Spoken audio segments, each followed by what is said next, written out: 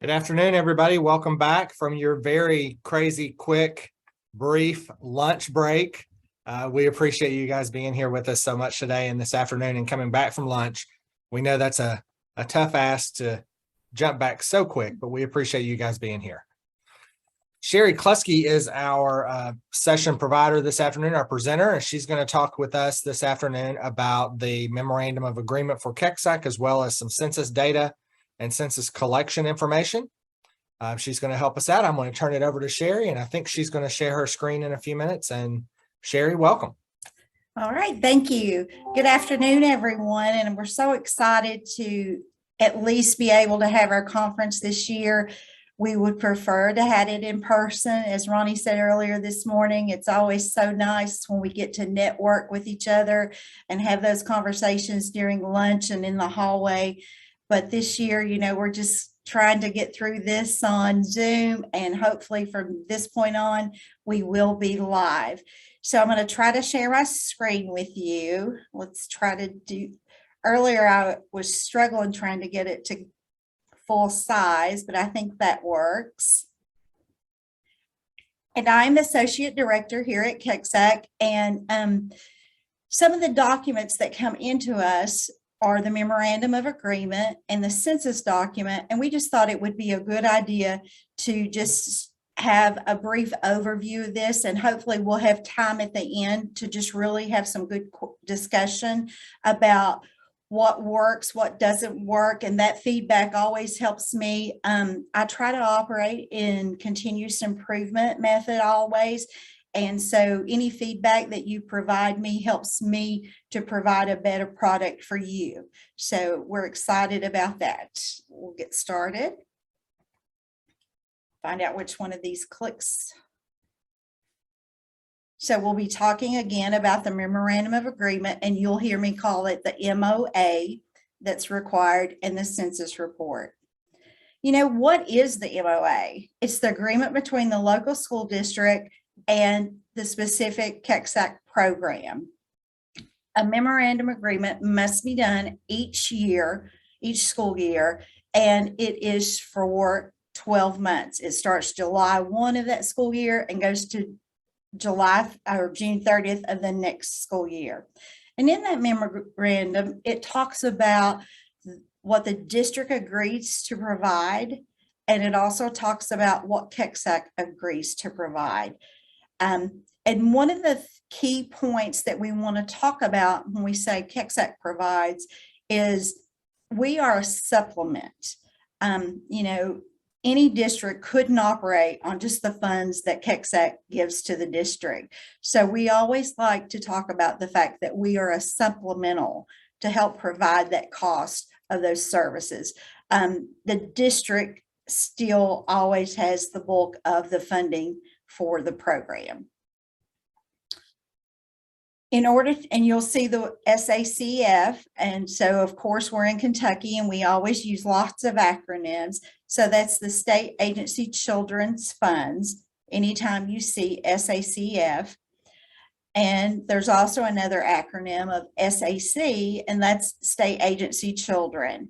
So I'll try to stop and make sure that if I have an acronym in there that I explain that. And if anybody has any questions, please feel free to stop me at any time or put something in the chat, and Ronnie will let me know that you have a question. In order to receive these funds, the district agrees to develop a school calendar reflecting 230 days. And 210 of those days must be true instructional days. They also have to provide a classroom of 10 students to one teacher or 15 students to one teacher with an aide. In our programs, you will not see 28 kids in a classroom with one teacher, and that we think that's beneficial to our students to have that smaller setting because their needs are usually greater. And so that works out perfect for them to be in a smaller classroom. What KECSAC is required to do, we want to make sure that they're providing 33 extended school days. And it's also important to note that those extended school days must be for a minimum of 4 hours of instruction. They must develop an individual plan of instruction for each youth within 30 days. They can supplement the ILPA, which is the Individual Learning Plan Addendum, and that is in the Student Information System in IC. If the student is a special needs student, then they can always substitute their IEP. Federal always trumps state, so anytime that a student has an IEP, they do not have to have that.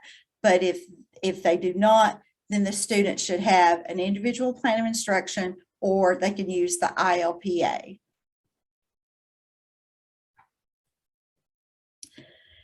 In the MOA, there are 9 attachments, and we're going to just kind of briefly go over each attachment.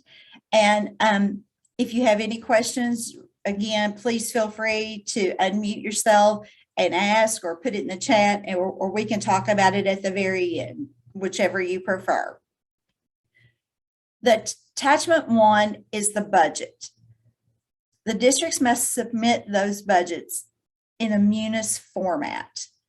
They can't just send us anything. So Christine Smith is our finance person, and she can help you with anything, because I know we have a lot of new administrators this year, and of course we always have a lot of new teachers, so some of this may be very repetitive to you, but I just want to kind of make sure that we go in detail in case we do have some new people in the audience. But districts must submit that through the munis format, and the budget must include the state agency children's fund and SEEKS fund that are allocated for that program. Attachment 2 is the comprehensive budget. The district must submit their comprehensive annual budget, again in munis format. And this will include all funding sources for the program. Now, attachment 2, and if you are able to get to the Google Drive and open up those documents, and I'll hold this up here, it's the MOA, and you can go to attachment 2. And on attachment 2 is where everything is listed for federal and everything is listed for state. One of the problems that I've had to send these back to districts to revise them would be they would only put one thing on there, or one side is for federal, one side is for state, and they would put the items on different columns. So as you're doing this, if your program gets federal money, let's say they get Title I neglected and delinquent money. If they get that, then you would list that on here as part of that. If they get safe school money, if they get professional development money, any of those dollars would be listed under the state dollars. And another thing that we've had to send the MOA back to the district to revise on this attachment 2 is making sure that you add your totals up.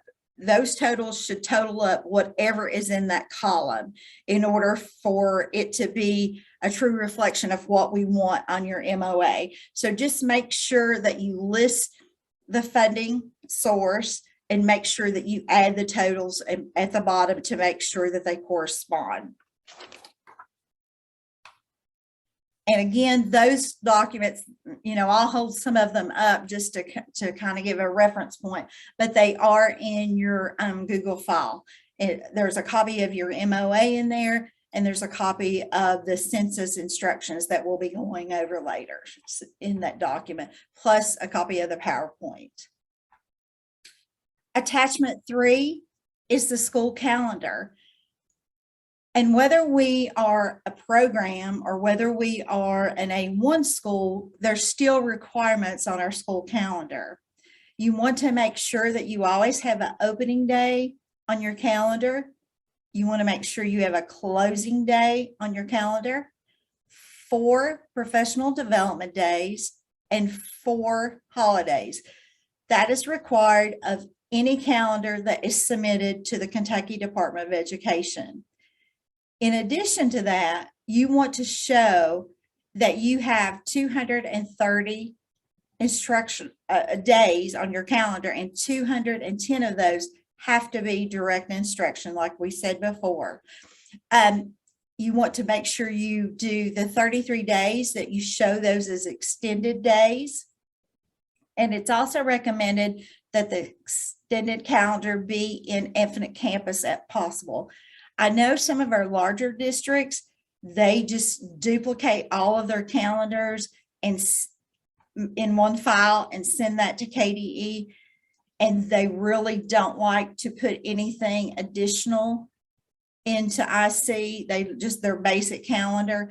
And, you know, if that is the case, we understand that, but it's always a good idea if you can. And the person I would suggest that you work with is your pupil personnel director at your central office, and they could be the ones that could help you do this if you do want to put your extended calendar in IC. But the main important part, the reasons that calendars get sent back is because of the fact they didn't put an opening day on there, they didn't put a closing day, and they didn't have their 4 holidays or their 4 professional development days. And just always make sure, as you're thinking about your school calendar, of having those days on there. And you must also show your makeup days, and we'll talk about that on the next slide.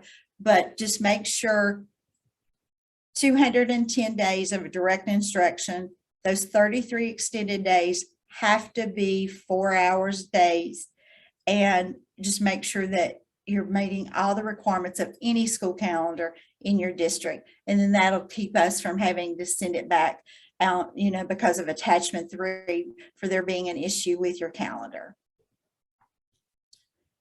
Attachment 4 is your makeup days. Every school, every program has to have makeup days on their calendar. Because we know that we have inclement weather in Kentucky, we know that there's some things that go on within our district that causes us to lose that planned instructional day. So we want to make sure that we have allowances in our calendar up front to say this is going to be a makeup day. A plan for a makeup day for any of those 210 instructional days lost because of inclement weather has to be attached as attachment 4. Attachment 5 is about your seat calculation worksheet. The reason that I've had to send these back is just the basic calculation at the bottom. Christine Smith will send you out the rate on the bottom, and then sometimes them just people multiplying them out, they would get a different total. Or so just kind of go through and make sure that your totals make sense as you're calculating these things out, and that the numbers look correctly, because attachment 5 is another one of the attachments that end up getting programs their MOA sent back to the district. And you know, every time that we have to send it back, that's an inconvenience and additional work for you. And so we try to you know, hopefully by having this talk today, and please feel free to call or email me anytime prior to sending it in, because we would rather have it correctly coming to us and instead of us getting it and having to send it back. So just make sure your calculations are correct. A complete seat calculation worksheet provides projected seat allocation, includes your base seat, any add-ons, and any disability add-ons. So all of that goes into your calculation.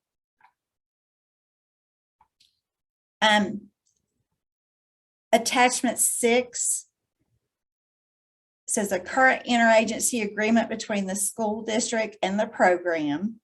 The mental health day treatment has to have the approved service provider in theirs. DJJ programs do not have to submit this attachment. And we just always make a note on attachment 6 that it's a DJJ program and they do not have to provide this, because DJJ provides this directly to KECSAC. So if you are a DCBS program, then you would provide us with the interagency agreement. If you're a DJJ program, those are provided straight to KECSAC. So that would be something. And Christine is always really good about noting that it's a DJJ program and they do not have to have the interagency agreement. Attachment 6. Attachment 7 is the program improvement plan.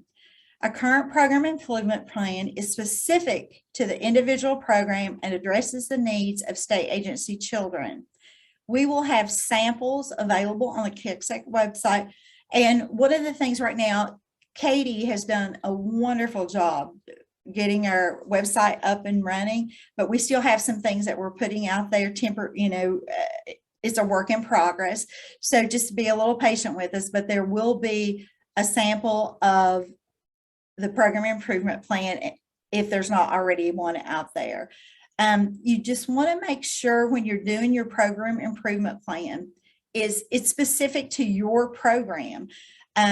Sometimes when I start reading them, it's a cookie cutter type document that's been sent in for attachment 7, and we would prefer to see things about your program. What are you going to do in order to improve your program?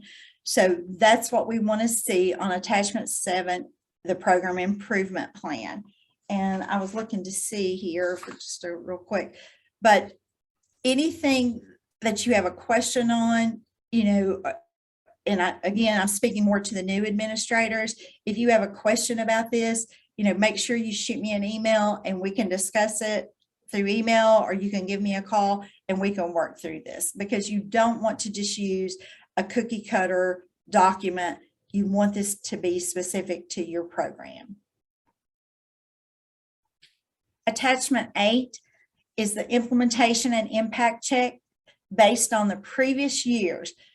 When we look at these, we're looking to see if what you told us the year before that you were going to work on, that you've actually worked on that. So that's the kind of things that we're looking for when we're looking at your implementation and impact check, is to see, and like sometimes some of them that I reviewed when I first got to KECSAC, I look back and they had like things on there for 2 or 3 years. And I know sometimes we can set a goal and not meet it the first year, but you wouldn't want to have the same goal because your students are always changing. And we should be looking at our data in order to update attachment 7 and attachment 8. We should be looking at our data to help us guide us to what it is that we need to be working on at our program or school. So just make sure that you're letting the data guide you in attachment 7 and 8, and that you are updating these, and that you're looking at measurable goals. That's the other thing. It's people put stuff out there and you're thinking, okay, how are we going to measure this? You always want to have measurable goals on 7 and attachment 7 and attachment 8. And just the attachment 8 is the things that you had listed from the previous year. So you'll look at that and say, did I meet this goal? What am I going to update? Attachment 9 is the student transition plan, the STP. It should outline the program's procedure for transitioning state agency children from one educational setting to the next. You want to make sure that that process, the transition process, is what you send me in an attachment 9. You don't want it just to be a cookie cutter. You don't want it to be just comments. You want to say, how can I look at this document and know how your students transition? Do you prepare all their grades? Do you get their test scores ready? Does someone follow up with them when they go to the next program that they go? Especially, if you're in a day treatment and your kids go to the A1 high school that's located there within the same school district, does anybody follow up with those students? Do they not follow up with those students? So let us be able to look at your student transition plan and know what happens with your students, not just that they're not just that they're leaving those students and saying, okay, we're transitioning them out to the next program. No, we need to know what your transition plan is. And you just want to make sure that if the student is a special needs student, that everything complies with IDEA. You never want, as I said earlier, federal always trumps state. So anything requirement of that, and just because I know there's some new teachers on here, you always have to, anytime a student moves, you have to have that ARC meeting. So make sure somebody is taking care of that with all of our special needs students.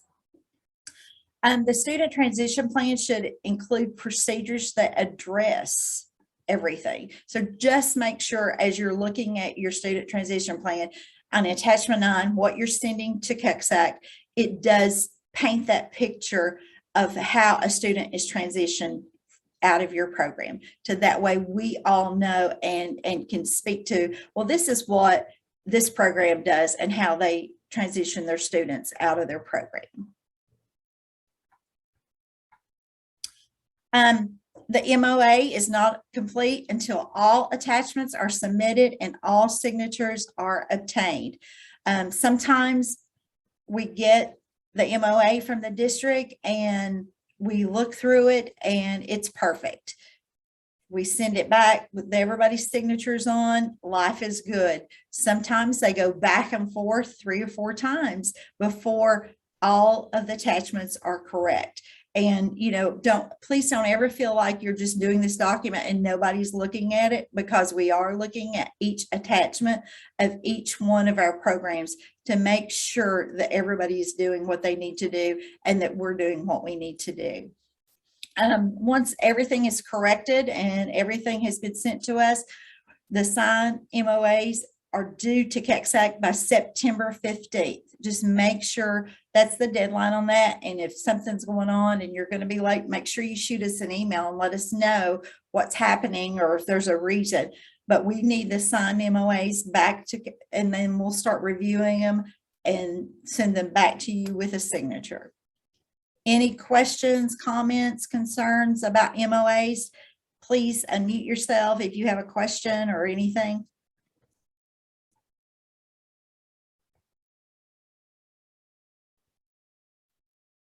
I'll be like the gentleman this morning. I'll give you 15 minutes of silence before we go on to census.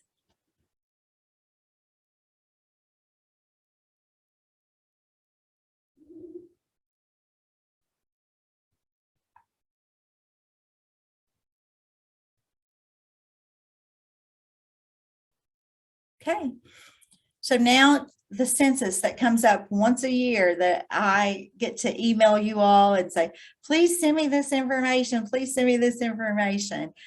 Each year since 1992, KECSAC staff has reported the demographic information about students served in our KECSAC programs. It is a one-day snapshot.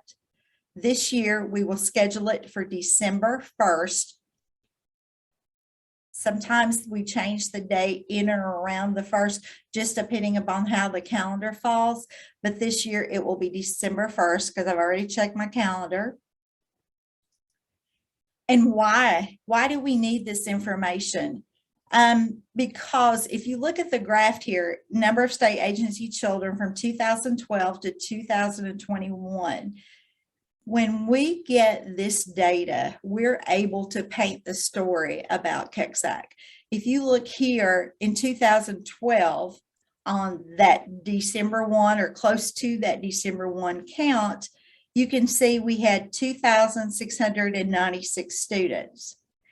If you look over at what we had in 2021, you can see that we are on the decline. We had 1,498 students. So all of that data that we get through IC and through you filling out the census information, this is how we prepared this report. Gives us vital information that we can give to other partners, other agencies, to where they know how many students we're serving in our programs. If you look at the next slide, it talks about the number of state agencies served during the year. We take a snapshot of December 1, but we also take from December 2nd to December 1 of the next year to that way, and we don't want any duplicate enrollments. But if you look in 2012, we had 12,995 students. In 2021, we've had 6,510 students. That's a huge difference.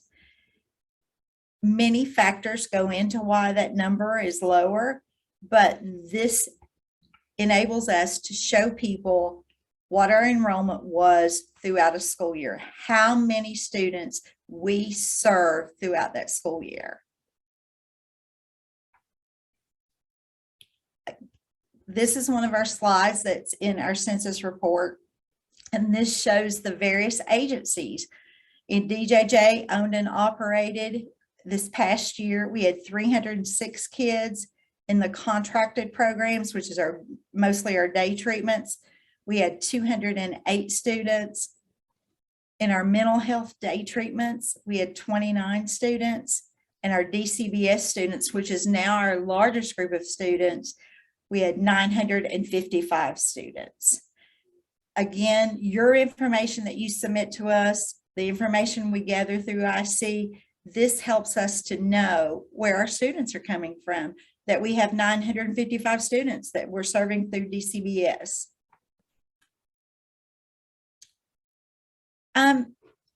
Section 1, and this document is also in your Google Drive if you want to look at that as we go through this, because I'm going to speak to them about like the different sections. We're not going to go into a whole lot of detail, but just some points about the different sections that come up last year.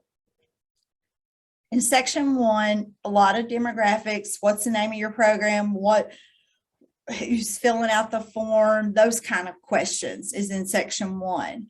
Rated capacity. Some programs send me numbers all over the board on this. Everybody should know what their rated capacity is. You can look in the directory, the KECSAC directory, and it will have your rated capacity on there. But your rated capacity is set through the Department of Community-Based Services, DCBS, or DJJ, whichever type program that you are. That is who sets your rated capacity. And if you're not sure about that, again, just send me an email and we'll look in the school directory or the KECSAC directory and we'll find out, what is your rated capacity.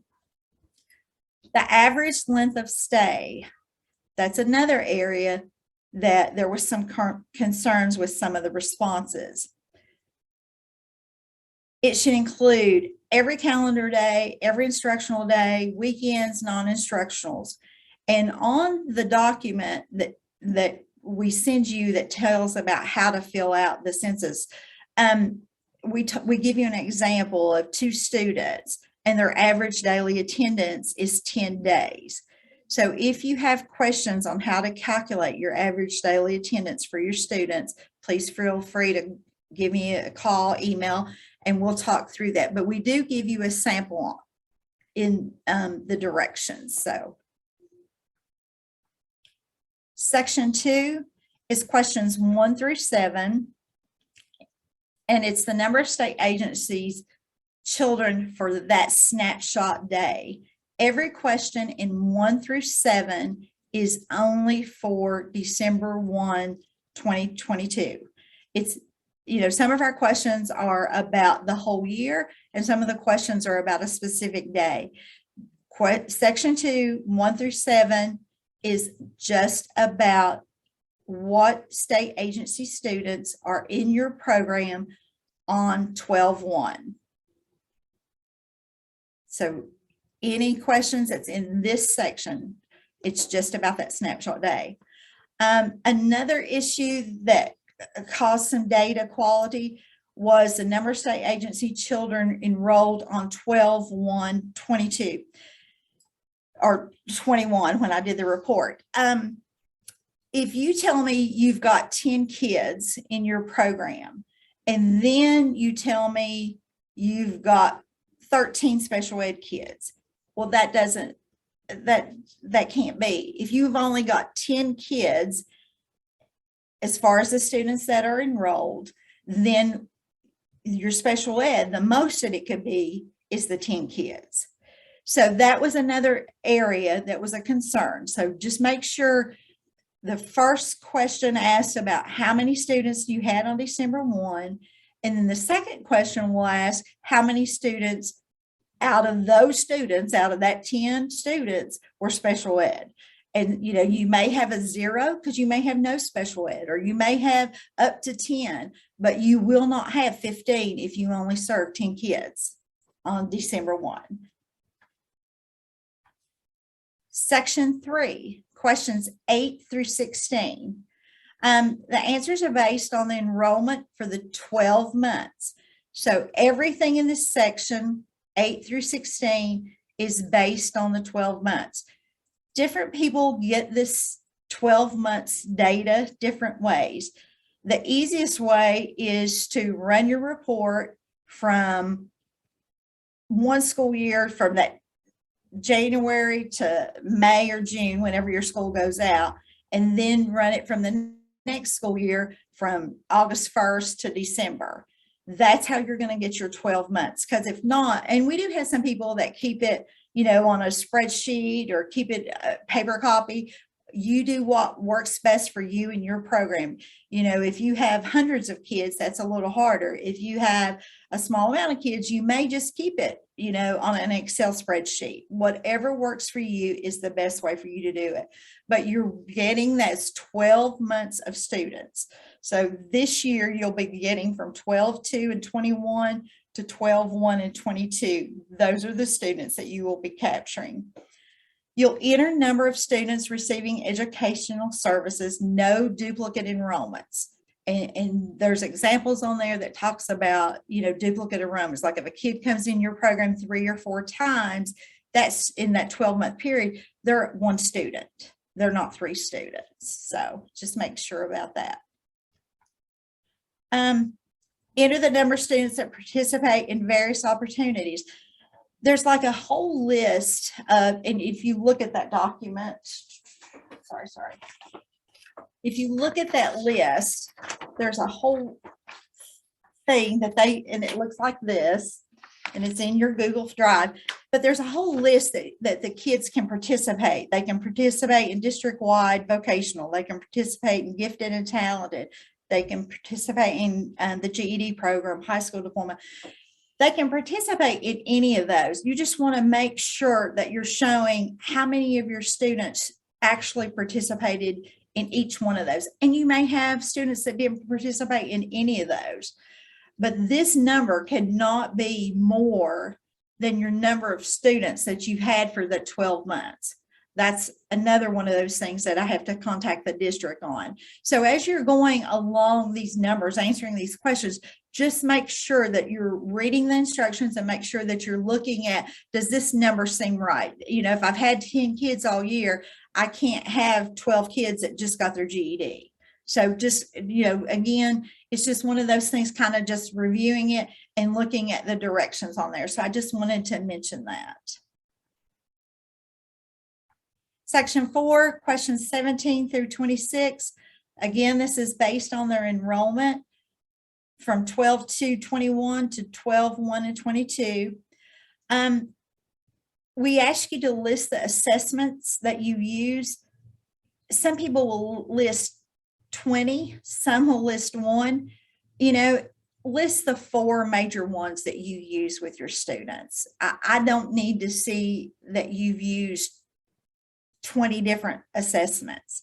Pick a number, whether it be 4 or 5, but list a few of those. You don't have to listen everything. This section always, we're trying to capture students who transition out of the program. When they leave your program, we want to know, where are they going? Are they going to another A5 alternative program, which is a district operated?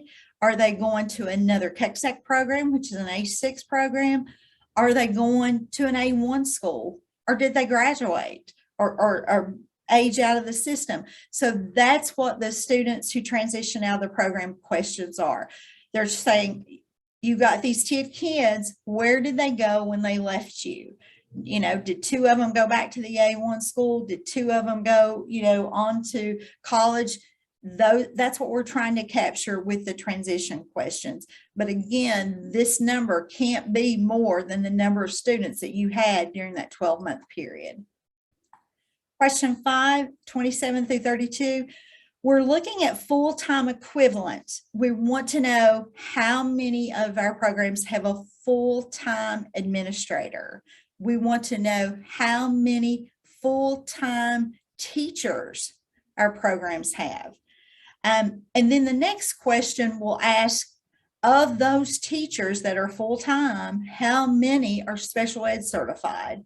So if you tell me you've got 3 teachers that are full-time, then I ask you how many special ed teachers you have, then it can't be more than those 3. So just, again, making sure that your numbers go across each section, that they add up accordingly. So if you've got 3 teachers and all 3 teachers have special ed certification, then you would put 3 teachers in there, and then you would put 3 teachers in the special ed category. One of the other questions is in this section is, does anybody have emergency certification? Those are we're just trying to get a picture of the certification of the people that's working with our students, because we all know that sometimes our alternative programs end up with teachers that somebody else didn't want or something like that. And that's not the case anymore. That years and years ago, when I first started working with alternative programs, that was a problem. But now I don't think it is. I think some of our brightest and most capable teachers are in our alternative programs because they like working with our students and they like working in that smaller environment. So just make sure that's all that we're trying to capture in this section is how many full-time administrators they are, how many full-time teachers on that. And so that is everything. Any thoughts, comments, questions? Please feel free to email me, call me. I'm here. I'd love to hear from you on anything to do with MOA or census.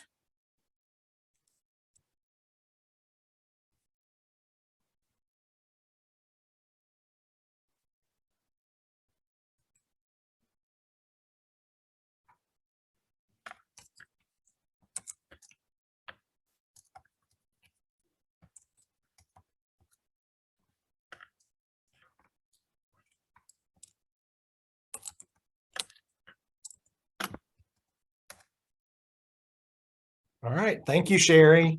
Appreciate all the information today. It's a lot to take in, but there's a great way to do that. Someone asked if there's a way to print the documentation. There is. The links that we sent you are the Google Docs, so you can go into those and print from the Google Doc. Any of that information you can print from there. And if you're talking about the census document before you send it to me, because I know that was a question last year, yes, there is a way to print that. And you just go up to the top of the form that you fill out, and it'll walk you through it, or you can always email me and we'll walk through it. Last year I had to send back a couple people that didn't print it before they sent it to me. And once you send it, there's no way for you to print the census. So, but I can always send it back to you. Right. Thanks, everybody. I appreciate you all being here. We are ending a little bit early, but that gives you a little bit of a break between now and our closing awards ceremony and keynote, our closing keynote featuring Joel Cotty, a former KECSAC administrator from Fayette County, who is going to be presenting our last session. We appreciate you all being here, and please join us back at 1:30 for our next session. Hi, Ronnie, just a quick question. Somebody from Breathitt County wanted to know if this was recorded, and yes, it was recorded, and Katie will have all of that available. Yep. We will post it on our website under resources for our PD. So you'll be able to access all of the sessions are being recorded today, and all of those we're legally allowed to post. We will. We have some of those that are featured speakers, and they will be, we'll look at their contracts to see if we can post those or not. And if we can, we will. All right. Thanks, everyone. Thanks, everybody.